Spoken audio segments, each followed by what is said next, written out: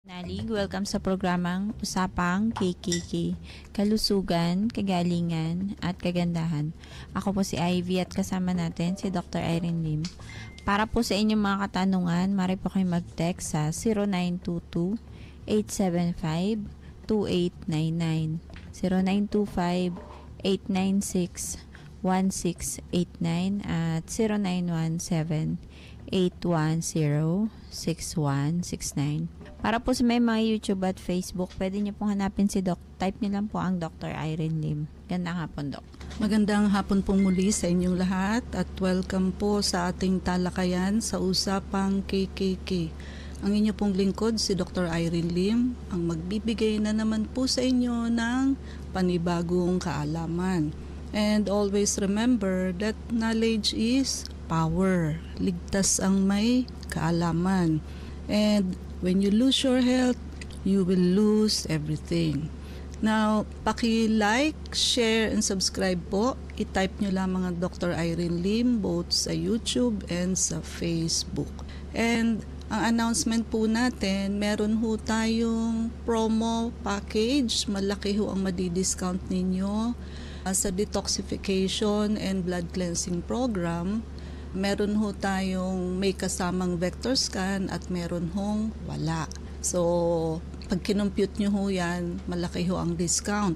And libre na rin ho ang check-up pag nag-avail po kayo niyang promo package natin. Another promo is our laser IV. So, ginagamit ho natin yan sa blood cleansing. Ang ating pong laser IV is the newest from Russia. Tricolor po siya, red light for chi and circulation. The blue light is to kill all kinds of microorganisms and also for cyst and tumor, and the green light is for oxygenation and boost the immune system. So, lahat po yan nagagawa ng laser natin, pati yung mga may manas sa paa, pag nale-laser ho, na iaayos po yan. And pati ho yung mga for angioplasty and bypass, isa ho ang laser sa ginagamit natin to improve the circulation. So, naka-almost 50% discount po tayo. So, pwede na ho kayong mag-prepaid ngayon. Kung hindi nyo pa ho gagamitin, pauuwi na ho namin sa inyo ang needle, dadalhin nyo po pag gagamitin nyo na. And ito hong promong ito sa laser, until supply last. Pag naubos na ho yung needle namin, wala na pong promo. So, libre check-up na rin po kayo pag nag-avail kayo nitong tatlong promo package. So, free check-up plus malaki hong diskwento sa amount. And ang tatalakayin po natin sa hapong ito ay tungkol po sa heart attack. So, ang heart attack ho is also known as what? Sa medical term ho, we call it myocardial infarct. Ito ho ay isang serious medical condition that occurs when yung blood supply ho to the heart muscle is blocked. So pag nabarahan ho yung coronary arteries papunta sa heart, and usually ho it is due to what? Blood clot. And ang gusto kong i-emphasize sa inyo regarding heart attack is what? Huwag nyo na hong hintayin na ma-heart attack pa kayo. Magpa-vector scan ho kayo. Sa atin hong vector scan, non-invasive po kasi ito. Wala hong radiation. You can easily get the result on the same day. Makikita nyo ho kasi ang circulation ninyo all over the body from head to toe. So, makikita nyo ho kung may bara ang brain ninyo, puso ninyo, kidney ninyo, pati ho yung mga varicosities sa legs. So, ibig sabihin ho, medyo very affordable ho ito para makita nyo ang mga bara sa ugat ninyo. While sa conventional ho, para nyo makita ang bara ninyo, you have to undergo angiogram. And angiogram, of course, is what? It is invasive. And lalagyan pa ho kayo ng contrast media. And I am always telling you, huwag kayong magpapalagay ng contrast media because it is toxic to the kidney and to the whole body. Alam niyo ho bang it takes 2 to 3 days bago ho mailabas nyo yan sa katawan kung mailalabas nyo pa ng 100%. Because, ganito ho yan. Siyempre, before angiogram, papatest ho kayo ng creatinine. If the creatinine is okay, so they will push through with the angiogram. Now, a creatinine test which is normal is not a guarantee that your kidney is 100% okay. Late ho kasi tumaas ang creatinine. 75% or more of your kidney is already damaged bago ho tumaas yan. So, kung meron na ho kayong 50% damage sa kidney because you are already elderly, may high blood, may diabetes, so, pero normal ho ang creatinine kasi 50% pa lang wala pa ho 75% ang damage. So, it will appear as normal. O edi malalagyan ho kayo ng contrast media for angiogram, di ho ba? So, hindi nyo mailalabas lahat ng dye o contrast media nilagay sa inyo because 50% of the kidney is already damaged.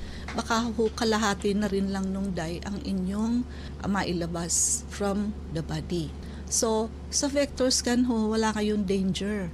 Wala hong radiation, walang contrast media. It is only through brain waves, frequency. Madidetect na ho ng ating vector scan kung kayo ho ay may mga bara sa ugat. So, ang accuracy ng vector scan is more than 90%. At ang gusto ho ng tao, health prevention.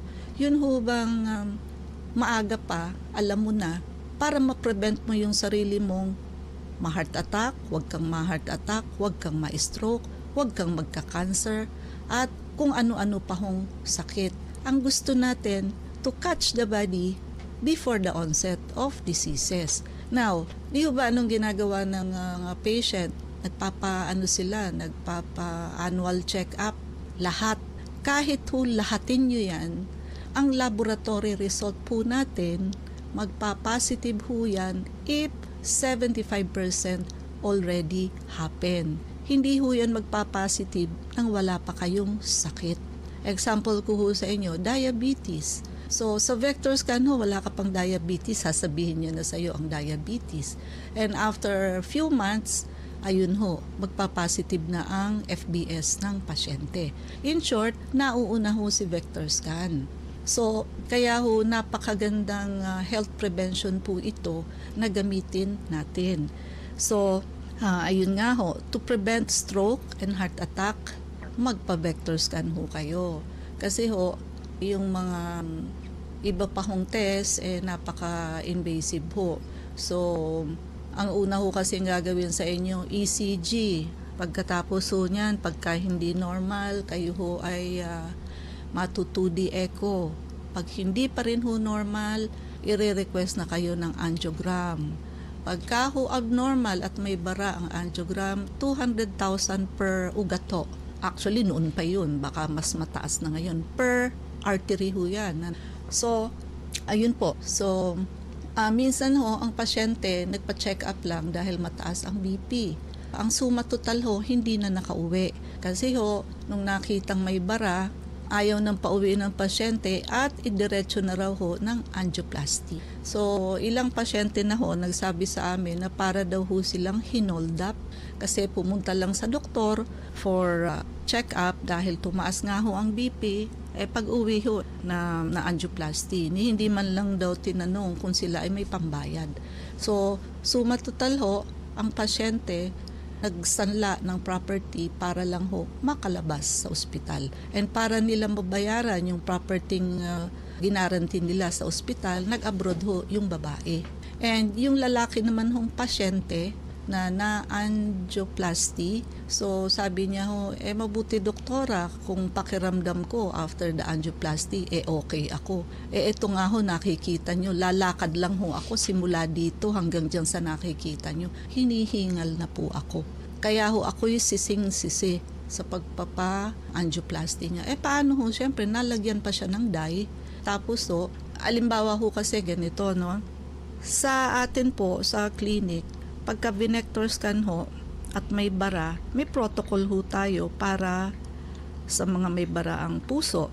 Now, yung protocol ho natin, pinaka-invasive na ho sa atin is injectable lang po. At yung protocol ho natin na yan, syempre, lahat ho ng ugat mawawash out, malilinis from head to toe. What do I mean by that? Pagka ho kayo in angioplasty or open heart surgery, it is just a few centimeter ng coronary artery ninyo sa heart.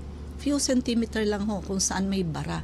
But the rest of your body, pagka ho may bara kayo sa puso, may bara din ho kayo niyan sa brain. Bakit? Magkakasing liit lang po yan. Gasinulid lamang po ang coronary arteries natin sa puso at ang mga ugat ho natin sa brain. Idagdag pa ho natin ang kidney dahil magkasing liit din po.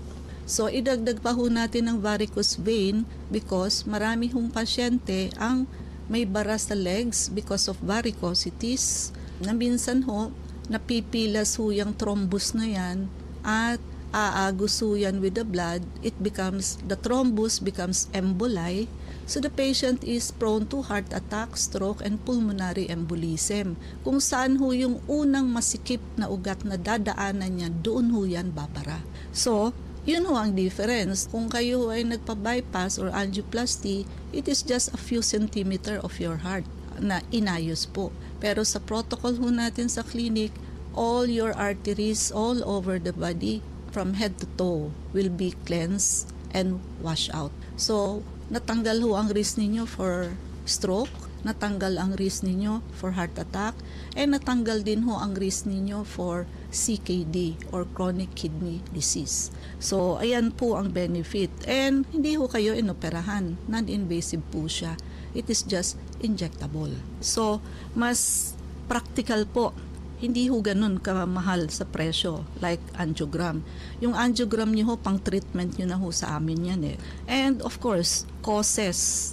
Ang heart attack ho, typically, occurs pagka ho isa or more of the coronary arteries that supplies the blood to the heart ay nabarado ho. At the most common ho ay build up ng fatty deposit. We call it atherosclerosis sa arteries that can rupture leading to blood clot. So, paano na-form ang atherosclerosis? Yung mga tumataas po dyan ang cholesterol. Kailangan nyo hong ibabayan. Why? At ang root cause ho niyang mataas ang cholesterol is what? Fatty liver. And yung atin hong detoxification and blood cleansing program, yung detoxification ho, malilinis ho ang liver ninyo and gallbladder, pati colon nyo. Which is, yan ang sinasabi ko sa inyong laging root cause ng lahat ng sakit. Katulad ng high blood, diabetes, high cholesterol. Kaya kailangan ho yan ng tao ideally every 3 months. So pagka humalinis ng atay ninyo, ang cholesterol nyo hindi na ho erratic na tataas, bababa. Pag naka-maintenance lang ho kayo ng anti-cholesterol, habang umiinom kayo, pababa. Pag hininto nyo ho, tataas. Okay? So hindi ko ho sinabing ihinto ninyo. Dapat ho, sabay, umiinom kayo ng maintenance for cholesterol, ina-address ho natin ang root cause which is the fatty liver and the gallstone. Lahat ho ng tao may gallstone. Hindi lang ho kita yan sa ultrasound pagka nasa loob pa ho ng liver ninyo. But it is the same intrahepatic stone na nalalag ho sa gallbladder which we call gallstone pag puno na ho ang liver. So, ayun na nga po. Pagka ho kasi high blood kayo, masikip ho yung ugat. So, nagagasgas ho ang dinadaanan, yung lining ng ating arteries. At yung mga wear and tear at gasgas po yan ay pag wala ho tayong maraming antioxidant inside the body, dapat ho si antioxidant ang magtatakip dyan. But pag wala ho salat at puro karne ang kinakain, mga antioxidant ho, nakukuha natin yan sa plants, fruits. Ang karne ho, wala. Ang isda ho, wala din. So, fruits and vegetable, dyan ho natin makukuha yan. And pag wala ho tayong maraming antioxidant, si cholesterol patch po ang magtatakip sa mga gasgas na yan and wear and tear. So, ginagawa ho yun ni cholesterol para ho hindi mag-bleed yung mga gasgas na yun. The purpose of cholesterol is to save the individual from bleeding. But, ang side effect ho nun, kakatakip niya ho, umuumbok na ho hanggang sa masarhan na ho yung artery at hindi na ho makadaan yung blood. So, atherosclerosis is what? It is the hardening and thickening of arteries. So, yan ho ang nagiging cause ng myocardial infarct or heart attack. So, paano nyo ho malalaman kung kayo ay naha-heart attack? Of course. So, of course, may chest pain. Ang chest pain ho is described as squeezing, burning, crashing, may shortness of breath, and minsan ho yung chest pain na yan sa Tagalog dinidescribe nila as masikip na parang may nakadagan. Ganyan ho ang klase ng pain. At minsan ho, yung pain na yan, nagraradiate ho yan sa left arm, left neck, left jaw, and left back. Puro ho left. Kasi ang puso ho natin nasa left side. Mas medyo variable ho yan pagka babae. Minsan ho, hindi mismong sa chest. Minsan ho, epigastric pain, pero hina-heart attack na pala. Minsan ho, sa may jaw. Mas typical ho ang heart attack sa lalaki. And nga ho, so kung ang chest pain nyo ho is pin and needle or sharp kind of pain, hindi ho yan sa puso. So, kadalasan ho ay costochondritis lamang. Ibig sabihin, inflammation ng cartilage, ribs, muscles. However, ang symptoms ho can vary and some people may not experience chest pain. Lalo ho ang mga diabetic. There is such a thing as we call silent ischemia. So, nagha-heart attack na ho, hindi pa alam na hina-heart attack na siya. Kasi silent ischemia ho ang nangyayari. And sino ho ang high risk for heart attack? So, yung mga number 1, smoker. So, nakakadagdag ho yan sa atherosclerosis. Sa isang single stick of cigarette, you are getting 6,000 different kinds of harmful chemicals aside from nicotine and carcinogenic substances. Of course, kung smoker ka na, high blood ka pa. So, lalo na ho, kung tamad uminom ng maintenance, that's number 1. Number 2, kahit umiinom ng maintenance, hindi naman ho na ipapasok sa normal kasi hindi nagmo-monitor ng BP o nagmo-monitor man ho ng BP sa umaga lang. Sa gabi, hindi na ho nagche-check ng BP. Kaya ho, ang stroke madalas nangyayari sa madaling araw kasi ho, kadalasan yung ininom na pang BP ng umaga, lapse na ho. Pagdating ng gabi, mataas na ho ang BP ng pasyente, hindi niya alam, iinom ho siya ng pang high blood niya sa umaga pa. Naunahan na ho siya ng stroke. So, kaya it is very important for us to monitor our blood pressure sa gabi.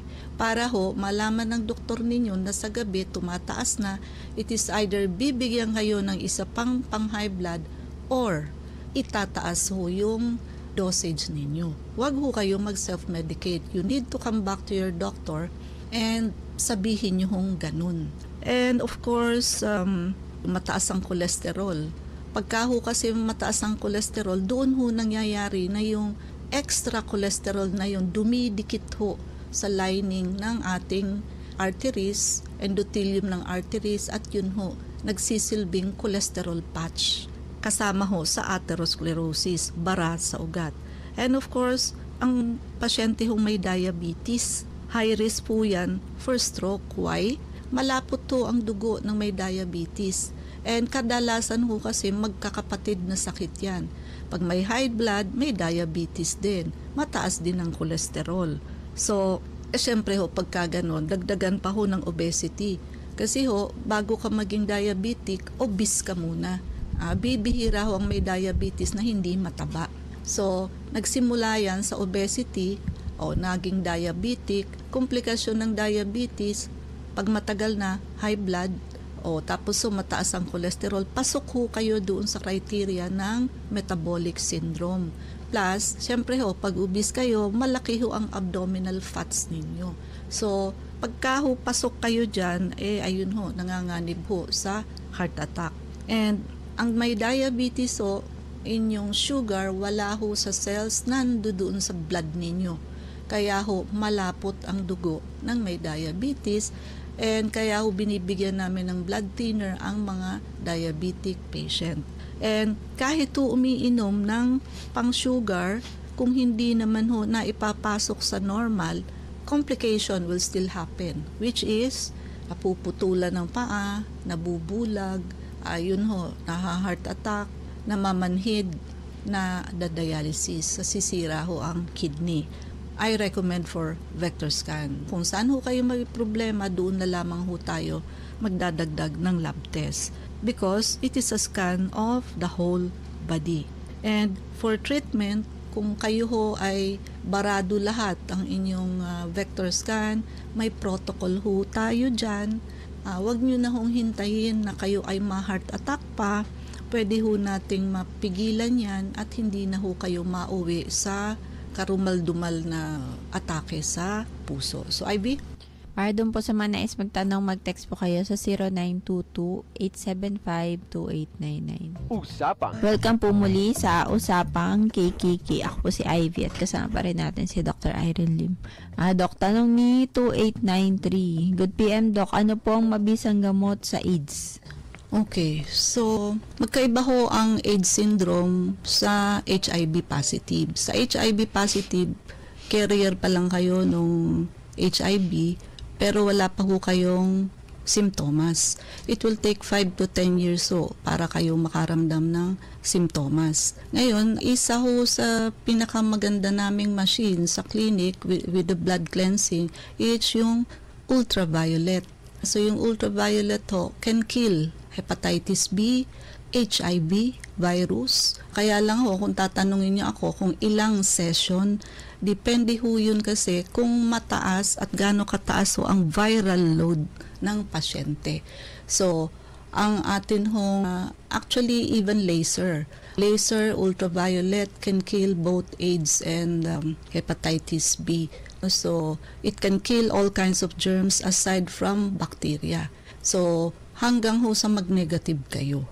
Pwede ho kayong pumunta sa clinic, may privacy naman ho tayo. Sabihin ho, wala naman ho makakaalam na may AIDS kayo. So, wag nyo na hong hintayin na AIDS syndrome na kayo. So, HIV positive pa lang ho, magpa-treatment na kayo para hindi na ho matuloy sa AIDS syndrome. So, lang tayong oras, mangyari po lamang na kayo magpalista kung kayo ay magpapa-check up. So, Unit 1101, Clinica Medica 101, Centuria Medical Makati, Salamanca Street Corner, Kalayaan Avenue, Makati City. So, ang landmark ho natin is along Makati Avenue, yung corner General Luna Street. Everyday ho bukas ang clinic, pati na ho Saturday and Sunday and even holidays.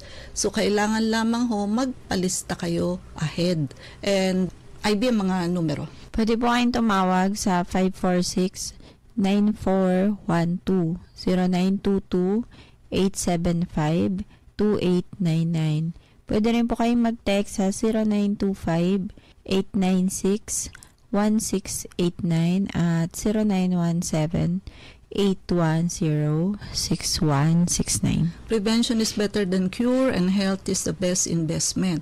Regaluhan niyo po ang inyong sarili ng pagpapacheck up, detoxification and blood cleansing program, pati na ho ang vector scan. Lalo na ho sa kaso ng heart attack. Makikita ho natin agad yan at may protocol ho tayo para dyan para hindi na ho kayo ma-heart attack. Meron ho tayong promo package, malaki ho ang madi-discount ninyo and malilibre nyo ho ang check-up. So, package ho ng detoxification and blood cleansing program. Meron hong may kasamang vector scan, merong wala. Depende ho sa budget ninyo. But malaki ho ang madi-discount ninyo. And also, yung laser IV natin, almost 50% po ang discount na makukuha ninyo. And alin man ho sa tatlo, laser, yung package ng detox and blood cleansing with or without vector scan, libre ho ang check-up pag nag-avail ho kayo noon. And samantalahin nyo rin ho itong laser IV because until supply last. Pag ubos na ho yung needle namin, wala na hong promo sa laser. So, kung hindi nyo pa ho gagamitin, wala pa kayong time, pwede ho kayong mag-prepaid. Alin man ho sa 3 promo package namin. So, basta ho, bayad na kayo, naka-prepaid na kayo, kung kailan ho kayo available na gamitin yan, andyan lang po yan. Basta at least, naagapan nyo ho, huwag kayong maubusan ng needle. So, paki-like, share, and subscribe po. I-type nyo lamang ang Dr. Irene Lim, both sa YouTube and sa Facebook. Ivy? Please like us on Facebook. Ang account po natin, Klinika Medica 101. Maraming salamat mga kapanalig sa pakikinig sa amin sa hapong ito. Abangan niyo po muli kami bukas alas 4 hanggang alas 4:30 ng hapon sa programang Usapang KKK. Kasama natin si Dr. Irene Lim. Ako po si Ivy at sumayin niyo ang katotohanan. Salamat po.